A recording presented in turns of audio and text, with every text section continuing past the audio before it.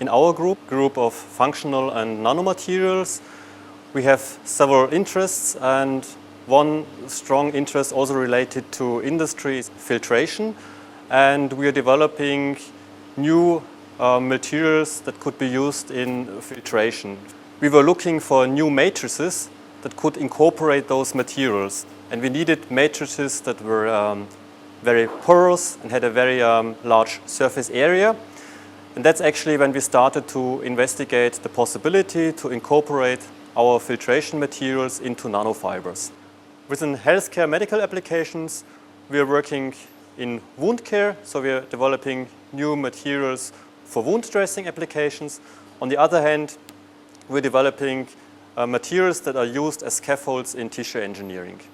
The objective of our research is to develop three-dimensional human tissue models that can be used to predict, for example, the efficacy or hazard potential of new compounds, new substances. So what we are doing here, we are like combining and develop new technologies to really enable the establishment of human 3D in vitro models.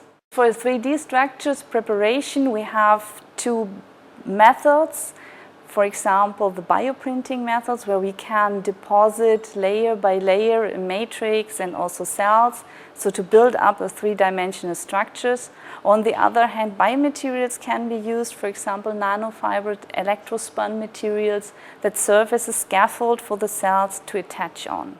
What we developed is, for example, reconstructed human epidermal models. We used normal membranes, but you could also think of more sophisticated materials like nanofiber materials to test for wound healing dressings, for example.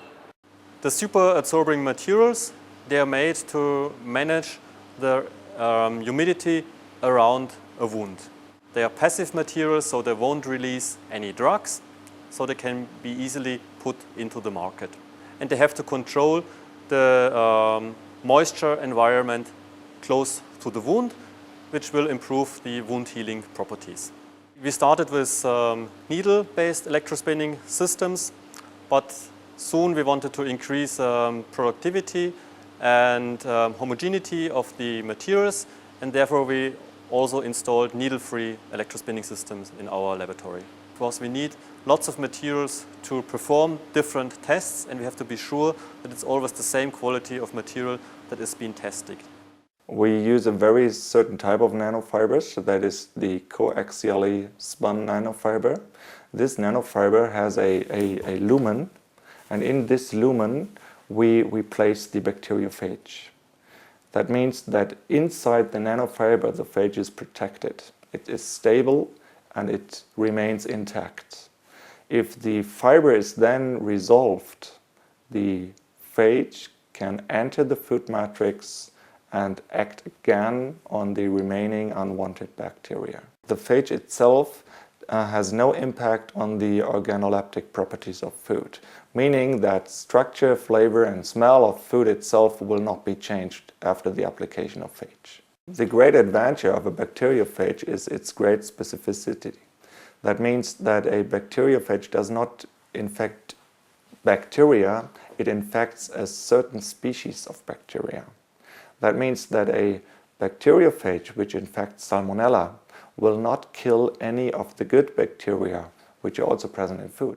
The first products which are based on nanofibers that are actually developed in these laboratories will be applied in air filtration applications for personal safety, which means safety suits people are carrying. For instance, doctors that are treating patients with harmful diseases like Ebola. The suit is a self-sustaining suit, so there is an air pump integrated that will suck the air from the environment into the suit to provide fresh air. The filtration material will be an integral part of the suit. What is very important, if people are carrying the suit, that they can also remove the suit without contaminating themselves afterwards. I'm quite happy to see that our industrial partners learned from this new potential of electrospun materials, and they are now picking those materials up to incorporate those into their products that will soon reach the market.